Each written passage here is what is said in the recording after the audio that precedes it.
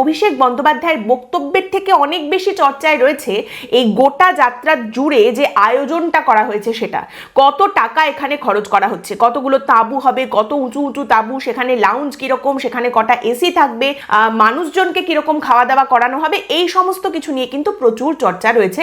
কারণ এখানে একটা বিপুল পরিমাণ টাকা খরচ করা হচ্ছে।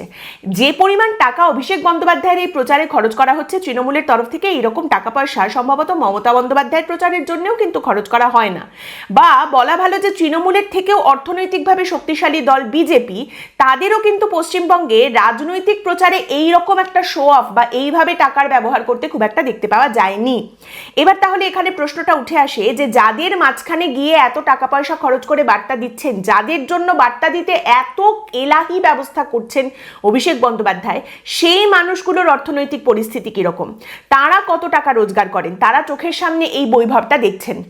মানে যেরকম বলা হচ্ছে যে বারুইপুরে যেরকম ভাবে একটা সভার প্রস্তুতি করা হয়েছে, যে বিশাল বড় একটা মঞ্চের প্রেক্ষাপটে বিশাল বড় এলইডি স্ক্রিন, তার সঙ্গে সামনে র্যাম্পের ওপর দিয়ে অভিষেক বন্দ্যোপাধ্যায় হেঁটে যাচ্ছেন, সেখানে তিনি জনসংযোগ করছেন এবং দেখা গেল অভিষেক বন্দ্যোপাধ্যায় হাঁটছেন, তার সঙ্গে বডিগার্ডরাও সেই র্যাম্পের উপর দিয়ে হাঁটছে। এই সমস্ত কিছু দেখছেন গ্রামের সেই সমস্ত প্রান্তিক মানুষজন, যাদের বার্তা পৌঁছাতে অভিষেক বন্দ্যোপাধ্যায় এত পয়সা খরচ করছেন।